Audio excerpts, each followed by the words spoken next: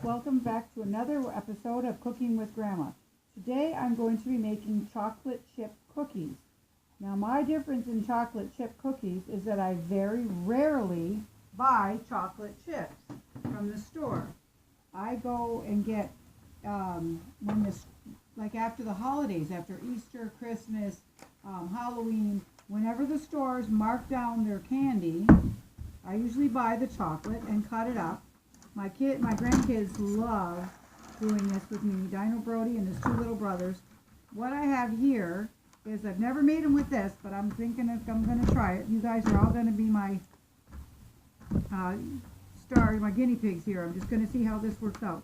What I have here are chocolate covered almonds. Dino Brody's school was doing a fundraiser and they sold chocolate bars. Now I did have milk chocolate bars and the ones with the crispy raisins, the crispy crunch bars, and the caramel. Now we sold or ate all of those, so I have the chocolate covered almonds left. So I thought, well, let's try to incorporate those into chocolate chip cookies. It's chocolate and you get the bonus of the raisins. I have put walnuts in them and that's okay. I would rather have just the chocolate chips. It's okay. But you can obviously go to the store and buy packages of chocolate chips. A better place to do that is go to your Bulk Barn if you have one. I don't know where area y'all live in. You know, we're in Canada and they have Bulk Barns. So that's basically how quick and easy that was to chop up those chocolate covered almonds. You know, and then just little bite-sized pieces like that. And of course, you know, you can nibble every so often as you're chopping them up. Now I'm going to start with my basic mixture here. I'm hoping this sound comes out. I just uploaded a video for my beef stew and I played it back and the sound was a little bit low. So I don't know if I just talked too low or if there's a little issue with my sound on my camera. So I'm going to be speaking a little louder in this video, just hopefully so you can hear everything. And I apologize if it doesn't work out, if something's wrong with the audio. Hopefully by turning up your device when you watch it back, it'll show it, it'll be better. So what we need for this is 1 cup of oleo. You can use real butter if you like. I use margarine. I've been using this. I can't believe it's not butter. No, and I can believe it's not butter. Excuse me. It doesn't taste like butter, but it's got that buttery taste to it more than just regular margarine. Any kind will do. It's all good. So you put and then what's nice about this is it's already softened. You don't have to melt it. Excuse me. You don't have to melt it. Now this recipe also calls for 1 cup of brown sugar. After I got everything out and all ready to bake this, I realized I was out of brown sugar. That's okay. That shows you that this is a versatile recipe with any cookie recipe. If you don't have one kind of thing, you can add substitute another. So I'm just putting in white sugar. It calls for 1 cup of brown sugar and 2/3 cup of regular sugar. So I'm only going to put in 1 cup of sugar, because I don't have the extra brown sugar. That doesn't mean you add more sugar, it just means you omit it. You take that ingredient out. So you cream that together, easy peasy. Mix the butter and the sugar so it's all nice and mixed in. And with your butter being nice and soft like that, done. In 30 seconds, it's done. So then you put in your eggs. You put in 2 eggs for this. Drop one in, drop the other in, and you mix that all up. Looks kind of gross right now, but you know, when the boys are over and they're visiting and we make cookies together, they always want to take turns. One puts the butter in, one puts the flour and sugar in, they all stir, and they all got to have a taste test. And one of Brody's little brothers decided he wanted to taste this mixture right here. It's like, well, how did that taste, dude? No, not so good, Grandma. It's not, I mean, it doesn't really have a lot of flavor. It's butter and sugar and eggs, so it doesn't have a lot of flavor. So there we have it. Now I'm putting in my flour. I'm going to put in my own. Got a phone call, people. Got to stop this video. Alright, sorry about that interruption. Had a phone call. It turned out it wasn't anything important. Somebody wanting to know if I want to sell my house. Well, that's just silly. Okay, so I've just added the vanilla. And now I'm going to put in 2 cups of flour. And this you know, just your basic chocolate chip recipe.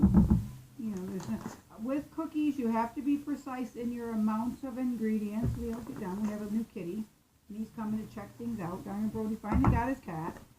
You can omit, you can change, and like I say, with the chocolate chips, instead of chocolate chips, today I'm using chocolate-covered raisins that I chopped up. I always buy the leftover candy from Halloween, from Christmas, and I use that.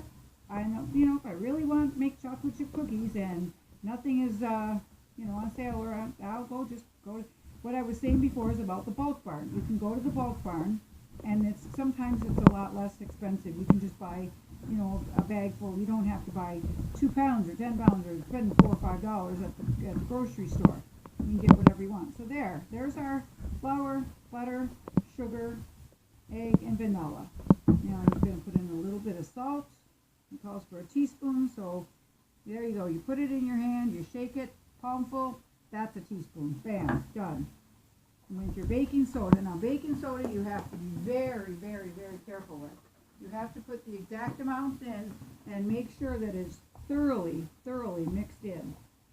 Very scant teaspoonful. You scrape it on the bottom of your box. Let me see if I can show this better. You take, and on the bottom of the box right there, that edge, oh, let me get it, there we go. And you just scrape it just like that so it's nice and flat. And you have exactly a teaspoonful. Because baking soda has a real off-putting taste if you just taste it like it is. You don't want, you want to make sure that's all the way incorporated into your flour mixture. Because you don't want to bite into a cookie and get a big teaspoon of baking soda. It's not that pleasant. Not going to hurt you, obviously, but it's not very pleasant tasting, and then you kind of don't want to eat the cookie. And the whole idea is we're having your nice cookies. Okay, so then you put in your chocolate, whatever kind you happen to be using. And like with this, you can put in walnuts, you can put in pecans, almonds, if you choose to use nuts. I do occasionally, and I do have walnuts because we have a walnut tree. It's out in the backyard, and we got a good crop of English walnuts, the brown walnuts this year. For today, though, I'm just going to be using the chocolate. And so I'm going to try this. I've never done it with chocolate-covered raisins before. This is new, so we're going to give it a go. And there you go. There you have it. Chocolate almond chip raisins. I guess you can call them chips because I cut them up in chip shape in the form of it. So let's get that put on our pans and get those in the oven. They take about 7-8 minutes at a 350-degree oven. I use a teaspoon and push it off onto the tray. Nice rounded teaspoonful. You know, you don't have to measure too much. They don't really spread very much. They do a little, but you know, you just space them a dozen on a sheet. You don't want them overly too big because they might spread and just make one big tray of, you'll have one big ginormous cookie instead of a dozen cookies. So there, as you can see, I've got a lot of dough here, a lot of batter. So this is going to make probably about 5-6 dozen cookies, depending on the size. And also what I've done is I have made these cookies before, or even if you do peanut butter cookies, and you make 2 or 3 dozen cookies, and then what I'll do is I'll put the rest of the batter into a square baking pan, and I will make like a little cake, like almost like brownies. If I don't want to keep going with cookies, if I've had enough, if I had enough of the cookies, if it makes a bigger batch than I planned, and you know, we go through cookies, we eat them pretty quick here, but there's sometimes when you just, you know, you don't want that many. That's what friends and family are for. You make a big batch and you give them away. So I put the first cookie sheet in the oven to let them start baking so we can have a look at them hopefully when they're done, before I'm done with this video, to see how it worked out with the raisins. I mean, chocolate-covered raisins taste really good all on their own. So I'm thinking they ought to be pretty darn good in a cookie. And it's an easy-peasy recipe. That took me maybe, 5 minutes start to finish? You put your flour or your butter and sugar. Mix that together till it's creamy. Add your eggs. You can, if you wanted a little bit of a thinner batter, you can add a couple of, like maybe about a quarter of a teaspoon of milk. I've done that before, but this is very, very nice and creamy. This is a really creamy batter, so you don't need to do that. Sometimes if it's a little bit drier, I add the milk just to make it a nice soft. Adding milk will make it a softer cookie rather than a crunchy cookie. So I think today, by the looks of it, I thought I was going to get 4 or 5 dozen. I'm going to get I'll get probably 4. So I've got 1 dozen in the oven, one I just made. And then this cookie sheet is a little bit bigger, so I can get like 15 on the plate, on the tray, instead of 12. Because it's a little bit longer of a tray, which is nice because you kind of get it done a little sooner. I love to bake and I love to cook, but I don't want to be all day about it. You want to have time to go and watch your other YouTube videos, all your other people out there. So I have, I'm going to shout out a video that I just discovered. It's if anybody out there does crafting, and hope she hears mine and maybe shouts out my video, my channel. It's Kelly Barlow Creations. So you can type that into your YouTube, and she makes the most wonderful crafts, and most of her things she makes with Dollar Tree finds. She buys things from the Dollar Tree. Now she is in the States and I'm in Canada, so her Dollar Tree offers things that are a lot different than ours. Like she can get spray paint, and she can get just a variety of craft things that you normally would have to like go to Michael's or to Walmart craft department or something in it. But anyway, that's okay because you can just. But I've been going to her videos, and I've made a few things that I'm making for Christmas presents for my family, that for crafters in the family, and just something that's. And a lot of her things is it's called farmhouse chic. She makes things, and because her house is decorated like a farmhouse, and it's very, very nice. There has been a couple of videos that I'm not fond of, but that's okay. That's like anything. Like somebody might not like a certain cookie recipe or a certain dinner. That's okay. You can't please everybody all the time. So, but her videos are very nice. So that's Kelly Barlow Creations. So you pop over and say hello to Kelly. So tell her I sent you. But before you go there, watch my video and make sure you hit that like and subscribe button. Now, that is important.